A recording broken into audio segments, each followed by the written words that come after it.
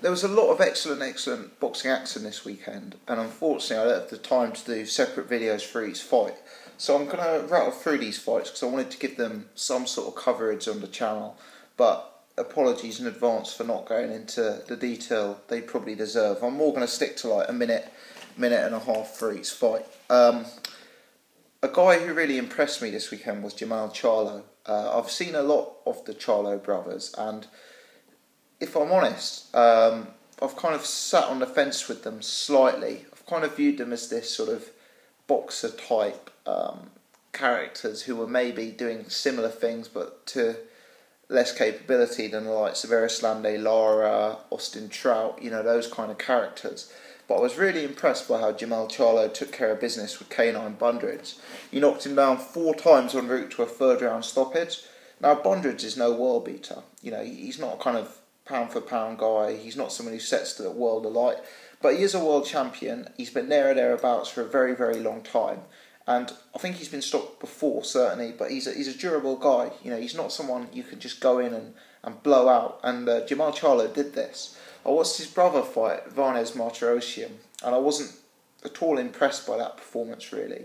There wasn't anything I saw there that really excited me. But, Charlo was very, very different to his brother against, when compared to that performance, because I thought he really took care of business well against Canine Bundridge. He boxed well from long. He was able to land a variety of punches and really showed strong killer instinct when the time came to it. He had real power. At one point, I think he actually, dropped Canine Bundridge with a jab. And some real nice punch variety there. And Charlo, for me, looks a guy to be feared, much more so than his brother. And some of the names there at £154 should be taking note of this guy, because he seems to be a hard puncher with solid technique as well. And for me, he is one of the interesting names at 154 now. There are guys like him, guys like Demetrius Andrade, who are at world title level, but we're yet to see them in the really, really big fights. And, those guys could start taking over the division. Now we're seeing, Canelo, Cotto, maybe even Errol, Lara moving up to 160. So I, for one, was very impressed by Charlo.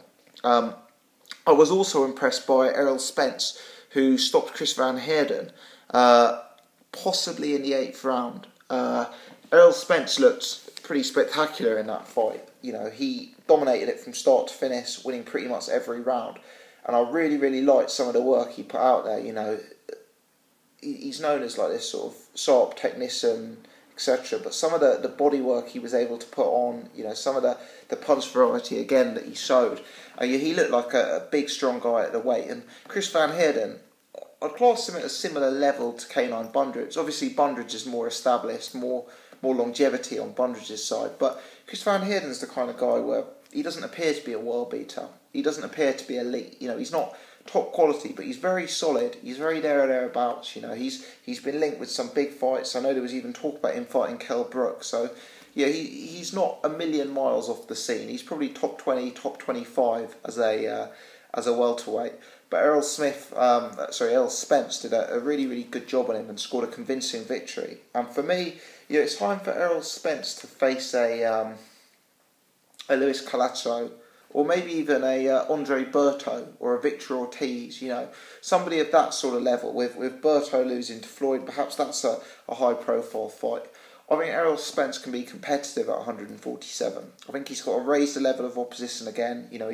Chris Van Heerden was a step up from, I think it was Phil LaGreca he fought last time out potentially. But there's more room for improvement from Errol Spence, and I think he's going to improve as he steps up in levels. But those two guys really impressed me this weekend, Charlo and Errol Spence, and those are two guys who I'll be looking forward to seeing again and watching in big fights, hopefully in 12, 18, 24 months down the line. Adonis Stevenson, he's a frustrating character. He fought Tommy Kapensi, who kind of rose to fame, if you like, because he beat Chad Dawson. For me, Stevenson didn't look great in this fight. He scored a 3rd round knockout. He clearly had the power to hurt Kapensi, and there was clearly a gap in class between the two. But for me, Stevenson again was fairly predictable, and again was slightly defensively open. I was surprised at some of the effectiveness and accuracy of Kopenski's work. I mean, don't get me wrong, Kopenski was offering nothing that could really damage or affect Stevenson or take rounds from Stevenson. But there were glimpses in Stevenson's game where you were thinking, a real elite level fighter, a Bernard Hopkins or a Sergei Kovalev could expose gaps in this because, he didn't seem to be completely well-rounded. And I think Stevenson is one of these guys, he's put down as this one-dimensional, one-handed fighter. People do forget that he can box a bit as well. He's not just a puncher, but for me, Stevenson's losing momentum. He's been fighting at this disappointing level for so long since becoming the world champion. And he's not a young man anymore. He's, 36, 37, 38, something like that.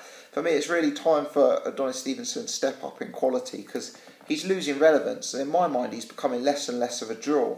And again, it could be one of those situations where the bigger fights bring out the best in him because he just looked a bit sloppy in this fight. And that's possibly linked to being undermotivated.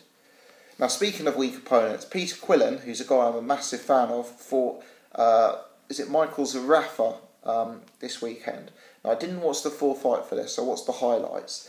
It appeared to have descended into a bit of a brawl. This opponent was very, very open, very wide, and Quillin seemed to have a big gap in class. The opponent looked game, the opponent was able to land on Quillin, and again, Quillin he was a lot more output focused than he was against Andy Lee. He engaged more, probably due to the fact that the opponent had no power, not enough size, not enough strength to do him any damage. But Peter Quillin won with a big right hand that caused the knockout. He landed some very, very eye-catching shots from Zarafa along the way. Quillin's work was slightly less technical than you'd usually associate with him. A lot of his punches were very wide, very looping, but he was still able to land with accuracy. And again, possibly like the Adonis Stevenson situation, it was a fight with an opponent who was so inferior that you could potentially say that the best Peter Quillin didn't show up, and he's obviously not the most motivated in training camp. What I would say is, still in my mind, Peter Quillin is second only to Triple G in the 160-pound division. I know he drew with Andy Lee, but for me, if you had to say who got the better of that fight, I'd probably side with Kid Chocolate. He's got really big punching power, really good technique. I just hope that he can dedicate himself truly to boxing, knuckle down, make the weight properly, and fight on. Errol Spence and who's the other one? Errol Spence and Charlo really impressed me this weekend. Adonis Stevenson, Peter Quillin looked a bit undermotivated, a bit defensively frail to me. Hopefully those two, who are the bigger names of the four, can step up in competition, and we'll see the best of them. Because both Quillin and Adonis Stevenson, they're not youngsters anymore. These are guys supposedly coming close to the primes of their careers, and we need to see them in the big fights. And it's a disappointment for them to be stagnating at this level, not building their profile, presumably not making the huge bucks, and as a result putting in undermotivated performances. Let me know your thoughts on these fights. How did you see it? Were you as impressed with Errol Spence and Charlo as I was? Thanks very much for watching.